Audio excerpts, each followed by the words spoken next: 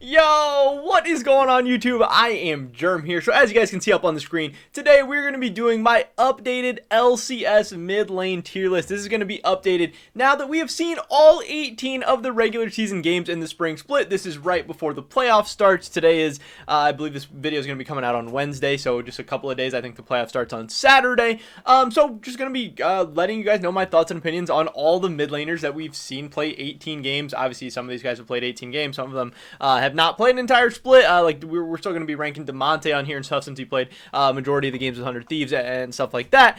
But what you're looking at on the screen right now is how I ranked everyone coming into the season. This was my preseason tier list, every player ranked 1 through 10, and then I'm going to be running through each player one at a time and updating their rankings and kind of giving my reasons why I had them there previously and what has changed now that I have seen that. So that's what we're going to be doing today. Obviously, I've done the top lane and the jungle already. Those videos seem to be doing pretty well. You guys really do seem to like the tier list. They've been pretty popular videos on my channel for the past couple of months now, so this is just another installment into that. And as always, I would love to get your guys' thoughts and opinions as well, so definitely leave a comment down below. Let me know what your tier list looks like. Let me know what you think I got right, what I get wrong, all of that stuff. And also take a second, smash the like button. My videos have been getting a lot of likes recently. It's been great since I've been kind of calling it out. You guys have been running up the numbers. Also subscribe to stay on my latest content. And with that being said, let's get right into this. So first I just wanted to say that the F tier, to me, this means like not quite LCS caliber, or maybe I don't think you should belong in the LCS. Maybe you should be bench. Maybe you should go down to Academy. Maybe you could benefit from some time down there. Coming into the season, I actually had these guys switched around. I had Soligo as the worst rated. We'll talk about Soligo first. So this is a guy who, he has, I imagine, I've said this for all the Dignitas players so far, Fate God and Dardoch both, that coming into the season, expectations were really, really low. I had him as an F tier. We had seen him in the LCS previously with 100 Thieves, and I had not been very, very impressed. He was a guy that I liked. He seems like a cool dude. He seems like a good player when I watch him play in solo queue. I know he played in like Twitch Rivals with Tyler 1 or something like that, so a lot of people actually got to see this guy play. They got to see that he can be an absolute beast, and he was pretty solid in Academy as well, but during his time in the LCS, it wasn't that great, so I was just kind of skeptical and wary of him returning to the LCS and how things would be different, especially now that, you know, the whole Dignitas roster didn't necessarily look like they were going to be that good, so I was just a little bit concerned. But now, again, that we have gotten to see 18 games of this Dignitas lineup, this Dignitas roster, and 18 games of Soligo in the mid lane, I would say he does look like a vastly different player. He does look like a guy who has grown and developed since his previous time in the LCS, and I think that is great. Obviously, I want to say that was like 2 years ago. I think he had a full year in the Academy League since then. And I think that is a good sign that players like Fate God and Soligo were actually able to go down to the Academy scene and actually improve and then come back as, you know, somewhat failed LCS players before, and then actually redeem themselves and be a team that, I can't remember exactly how many games they won, if they won 10 or 11 games in the regular season, something like that, with these two kind of outcast solo laners. And I think Soligo has been very, very good. His laning stats have been decent. They've been pretty middle of the pack. His team fighting is also just decent. It's not necessarily bad, but it's not necessarily great either. I know Dignitas as a team has been very, very good at team fighting. I know Fate God's been, you know, like a standout in that regard, and a lot of the Dignitas team has been fun and exciting to watch. They've had a lot of crazy comeback wins and stuff, but in the end, I do still think this whole team is probably a little bit worse than actually their record. I know they've pulled out some games that they really had no business winning, and I think once we start to run this back in the summer split and stuff, I do think their record will start to come down a little bit. I do think the Dignitas is not going to do very well in the playoffs, especially being a more inexperienced team. You know, guys like Soligo going up against guys like Power of Evil, Jensen, and Perkz that have been in the playoffs and these high pressure situation scenarios so many times. I do think it's going to be tough for them, but overall in the regular season, I think Soligo was very, very solid. Again, I definitely do not think he's F tier anymore. I think he has absolutely cemented himself a place in the LCS. He has proved that he belongs, and I just hope that he can continue, him and Fate God both can continue this into the summer split, because just people have good splits here and there. Everyone has one solid split. Everyone has one decent split. You know, these players are all talented. It's being able to put it together split after split, week after week, year after year. Those are the guys who are really going to hang around. Those are the guys who are really going to stick around, and I hope that Dignitas and Soligo kind of prove me wrong in that regard. I am going to be bumping Soligo up to the B tier, jumping 2 tiers, skipping the C tier entirely. I think he's been great. I think he's been good, not great, not bad. That's just a B tier to me.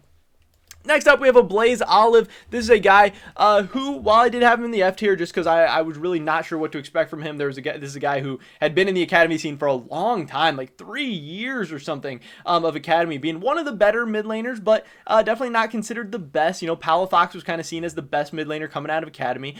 So I was wondering, like, I think a Blaze Olive's pretty good when I've seen him play. I've been impressed with what I've seen for the most part in academy, but this guy keeps getting passed over for spots. He keeps not getting his opportunity. There must be a little something there, so I was a little bit skeptical of him coming into the season. Also, he was going to be on this Golden Guardians team that I was not very excited about. I thought Golden Guardians looked really, really rough, obviously on paper, and it's a team game, and if you have teammates that are just kind of running it down, you're not really going to be able to stand out too much as a mid laner by yourself. But with that being said, I think Blaze Olive has proved himself to be a worthy LCS mid laner. Now, what exactly does that mean? You know, he has been okay. At times, he has had some good laning phases, and he's built up some leads, and then not really been able to do anything with them. And at times, he's kind of had some bad laning phases, but then brought it back a little bit in games. You know, he's obviously had games where he's just run it down. He's had some games where he's performed pretty well, too. But, you know, Golden Guardians only has a handful of wins, so there's only so many opportunities to even, like, pop off or anything like that. I still do think it is tough to kind of decide, is this more of a decent player on a bad team, just a bad player on a bad team? What exactly is going on? But I don't think Blaze Olive has been like egregiously horrible.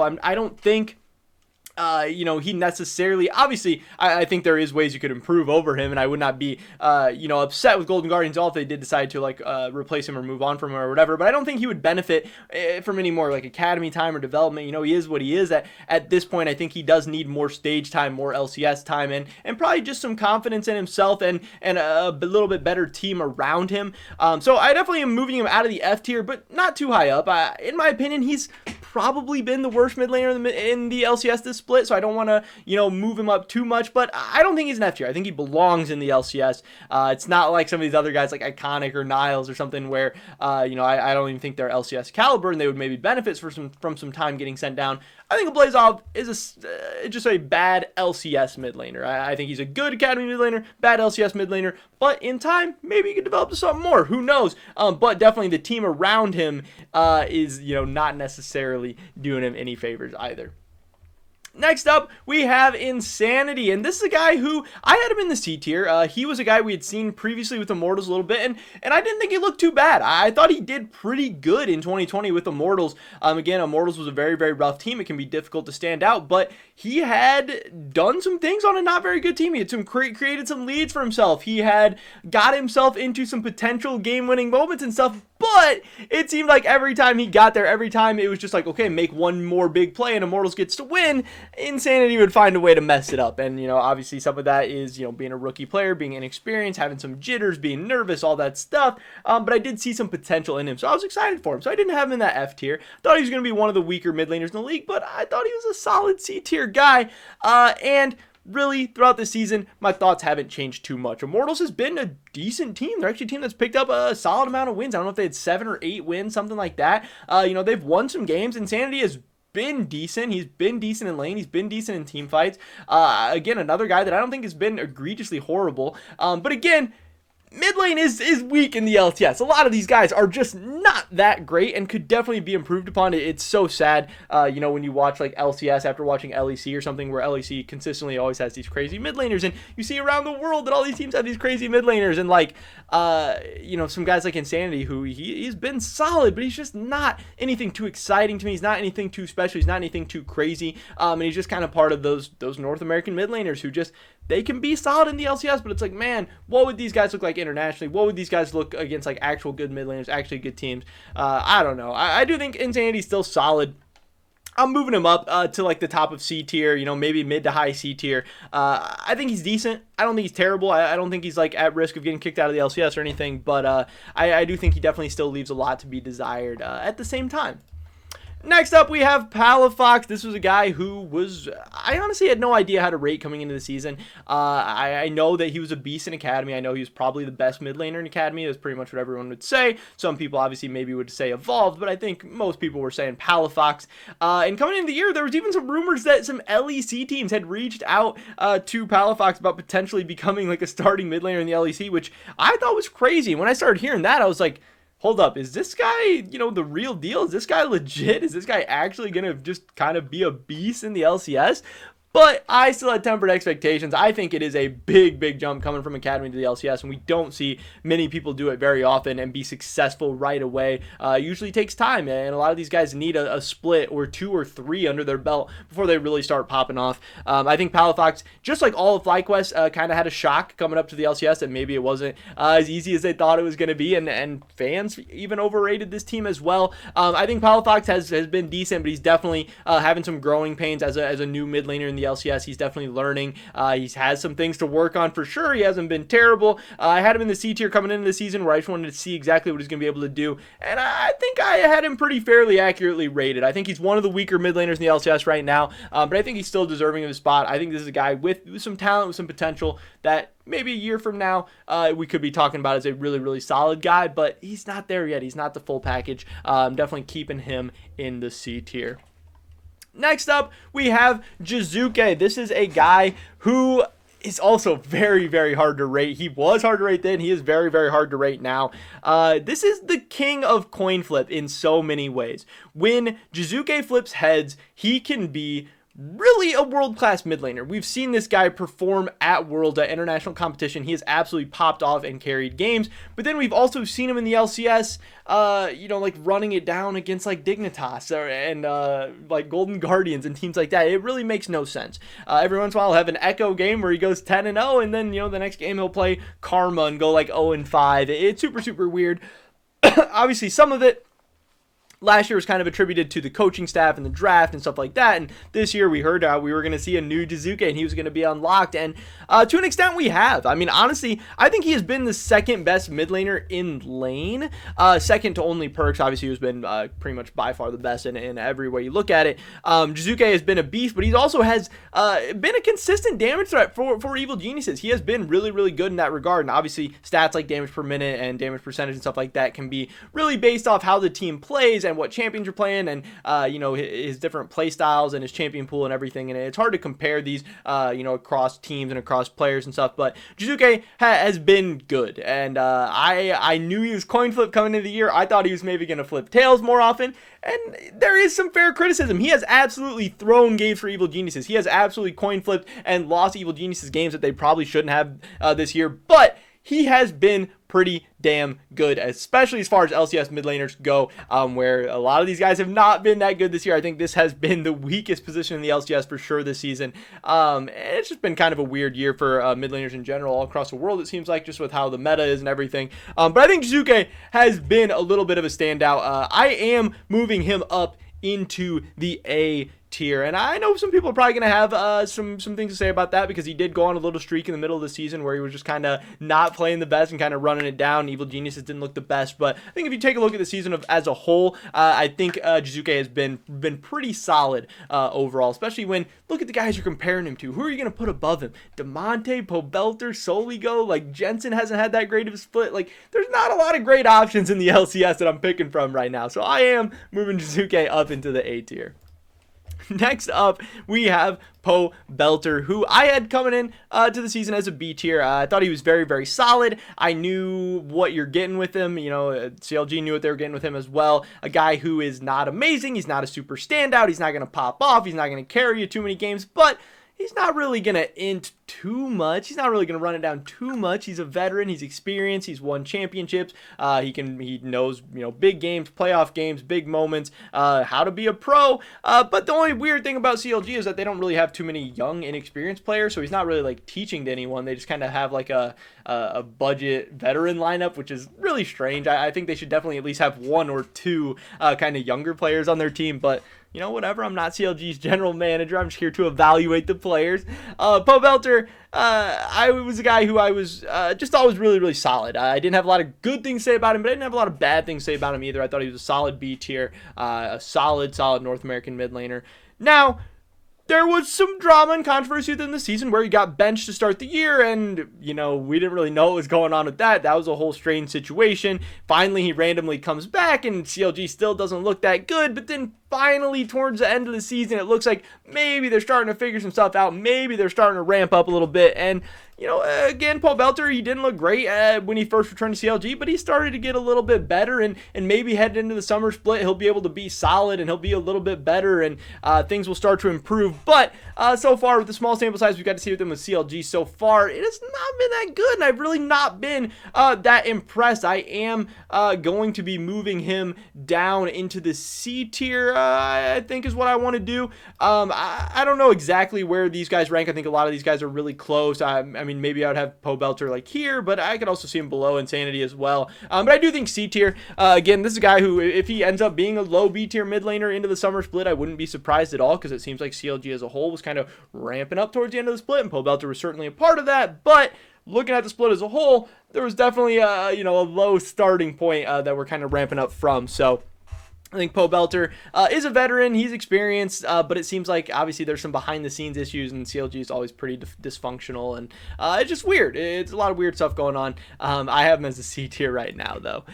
Next up, we have Demonte, and this is a guy, again, coming in the year, coming off a pretty big year with Golden Guardians last year, where they were able to surprise some people, shock some people in the playoffs, and Demonte played a big part in that. He's a guy who, again, another guy that you know what you're getting with him. He has his cons, but he has his pros as well. He's not good in lane. He's not ever going to do a ton of damage. He's really not going to carry you games too often. But if you give him carry players all around him, he is one of the best facilitating players in the league. He's willing to give up waves. He's willing to give up, whatever he has to make the team be successful. And I thought this was like a match made in heaven. 100 Thieves with huge carries in the top lane and someday a pretty good, solid carry jungler and closer, and a huge bot lane carry in FBI.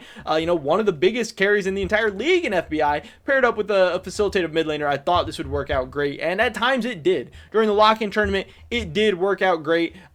During the beginning of the split, it worked out great, but then obviously things soured as the meta started to change, as Galio and Twisted Fate and stuff started falling out of favor a little bit. Some teams still are playing that stuff, but 100 Thieves started to fade away from it. Demonte started to look really, really bad. I mean, there was a game where he got solo killed by Perkz. I believe it was LeBlanc into Azir, and Perkz said he wouldn't have picked LeBlanc into pretty much anyone that was good.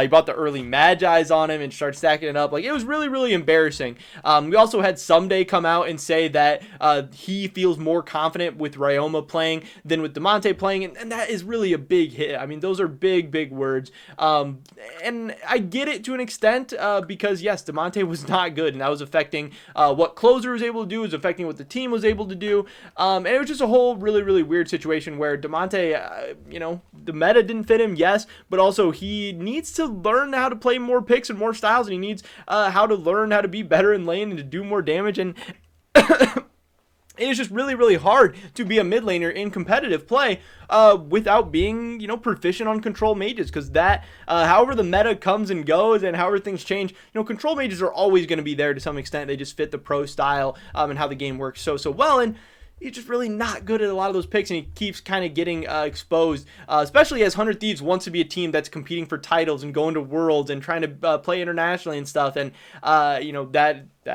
that's not going to cut it with Demonte in the mid lane. So I had him as B tier coming off his last year with Golden Guardians. I think this year has been much worse when you take a look at the year as a whole. Obviously, him getting benched as well. Definitely moving him down into the C tier, which is upsetting because I like Demonte. I think he's fun, exciting dude. I love his interviews and the content he puts out and everything. I think it's super, super fun and exciting what he adds to the LCS. But, take nameplates off and just have me watching someone playing how he's been playing, and it has not been good. Next up, we have Power of Evil coming into the season. This is a guy who I remember I was talking about being a huge fan of Power of Evil. Once Bjergsen left TSM and became the coach and everything, left the starting spot in the mid lane, I was saying that it's going to be obviously very, very hard to fill those shoes, but Power of Evil is one of the best fits to do that, in my opinion, unless TSM went out and got somebody absolutely crazy. But as far as the realistic options, I was so happy with Power of Evil. I wasn't sure exactly if I wanted to put him in the high A tier or the low S tier, but I did think very, very highly of him. I didn't want to have 3 LCS mid laners in the S tier because that's just unrealistic. Our mid lane is not that popping. But Power of Evil, I was excited for him coming into the year. He's a guy who's always been a thorn in TSM's side. Obviously, we know the memes where he's like Bjergsen's kryptonite and everything, and they were always knocking him out of international tournaments and always getting the best of him. And Power of Evil is always a huge part of that. He is very, very good at control mages. There's always questions about his champion pool, just like how we were talking about Demonte having some champion pool issues in a bad way. Power of Evil also has those same champion pool issues, but again, if there's one thing that you're going to be super, super good on as a professional mid laner, please have it be control mages. Because yes, Power of Evil cannot play a lot of those other picks at the level that he can play as control mages, but control mages are almost never out of meta. They are almost never not playable, and that plays the Power of Evil's strength so much. But this split, a pick that he has absolutely dominated on has been the Azir. He is 6-0 on the Azir with something like a 6 KDA, and I don't know if teams are going to continue to give him that in the playoffs and everything like that, but when he has been on this champion, he has been probably the biggest reason why TSM has had so much success this year. He has been a consistent carry threat. His laning has not been great. He's not putting up insane laning numbers. He's not developing huge leads for himself. He's not playing, like getting a ton of solo kills or anything like that. But he is always there in the mid to late game, always putting in consistent damage. And that is very, very valuable, especially to TSM's playstyle where they're starting to get a little bit more proactive in the early games, but it's usually not playing through mid. They're trying to get that Azir farm. They're trying to scale up. And really, outside of the 2 Corki games, which I don't know why they ever picked Corki. They picked it the first time. It went terrible. They picked it again, it went terrible again. Outside of those games, Power of Evil has not had too many terrible games in the LCS to split, and I'm really, really excited for him headed into the playoffs. I had him as an A tier coming into the year, definitely up to the S tier in my opinion now. I've been very, very happy with what I've seen from Power of Evil, and yes, champion pool issues for sure. If he could play more diverse picks and could pull out some of these other crazy champions like Lucian and some of the assassins and stuff like that, he could maybe take his game to even another level and be a truly world-class mid laner. But he is still that. I mean, look at his career and look at his accolades and everything. He has been a class mid laner for a while, and I'm glad he's finally starting to get some of that recognition now that he's on a team like TSM. But it is still going to depend what they do on the playoffs, what they do at World, stuff like that, to see how much recognition he gets and how good Power of Evil really is. Next up, we have Jensen. This is a guy coming in the year. I had him as an S tier. This was his chance to really rise up. He seems like he's always kind of been in Bjergsen's shadow. And yes, more recently, he's had more success. He's been winning more LCS titles. He had that semi-final appearance at Worlds with Cloud9, but still, the memes would never go away where Jensen was just like Bjergsen's little brother or the guy that he kind of looked down upon or whatever. But now Bjergsen was gone. This was Jensen's time to kind of rise, and Team Liquid was coming off a lock-in tournament championship, and things were looking good, but then things kind of started to sour for Team Liquid. We heard about potentially some burnout issues, and the team wasn't looking great. They were looking really inconsistent. They were dropping a bunch of random games, but then they obviously started ramping stuff back up towards the end of the split. They ended up finishing 3rd, and they're looking pretty good headed into the playoffs. But with that being said, I think this has been one of Jensen's worst splits in recent memory. His stats aren't terrible. He's okay in lane, definitely not bad, but outside of lane, he has a good KDA. I think he has the best KDA in the league, actually, because he's like never dying. But his KP is insanely low. His damage per minute is insanely low. It just seems like he's largely like invisible in most of Team Liquid's games. He's not throwing, he's not losing the games for them or anything like that, but he's not having like a major impact on them like winning games or anything like that either. And it's just been kind of weird. He has not been the aggressive carry style mid laner that Team Liquid really needs him to be. Not that he's ever been that, he's more about scaling up and trying to play for late and being that threat. But again, he's not really even doing that. He's just kind of in this like weird in between where he's not being too crazy and aggressive and getting kills and dying a bunch, but he's not playing crazy like safe and scaling either and being like a late game damage threat. He's just, I don't know, it's weird and it's hard to rank exactly where that goes, but I certainly think he has not been an S tier mid laner. He's not been one of the best mid laners in the league this year, so that made me think maybe I'd drop him down to A. But honestly, with how disappointing he's been, I'm thinking high B tier for Jensen, and this is a guy that I was very excited about coming in the year, getting to play with this new and improved Team Liquid lineup, and they obviously have been pretty solid and pretty good, but a little bit disappointing. People expected them to kind of be the first team in the regular season to win the split and everything, and maybe they will all level up in the playoffs. I'm expecting them to definitely, but I definitely think Jensen's been a little bit underwhelming, a little bit disappointing. So I'm putting him in the B tier. And maybe that's a little controversial. I don't know. That's what I think. That's definitely what I have seen this split, at least. I've not been too scared about Jensen. I haven't been too impressed from him in too many of their games. And next up, we have Perkz, the final member of this tier list. I had him coming in the S tier as the best mid laner. There were definitely some questions about, this guy had only played mid lane 1 out of the last 4 splits. Was he just going to be able to come into the LCS and be good right away? Was it going to take some time? What was going to happen? Is he even as good as he used to be? We don't know. We've only seen him play 1 split in the last 2 years. But I think Perkz was able to silence a lot of that stuff. He started out maybe a little bit slow in North America, and, he has had some games where he's inted a little bit, but coming from G2, that's that style they've always done. They want to do the high risk, high reward, crazy stuff. But this guy has absolutely been the best mid laner in the LCS this split. He's been the best in lane, consistently getting just huge monstrous leads coming out of lane. He has the most solo kills.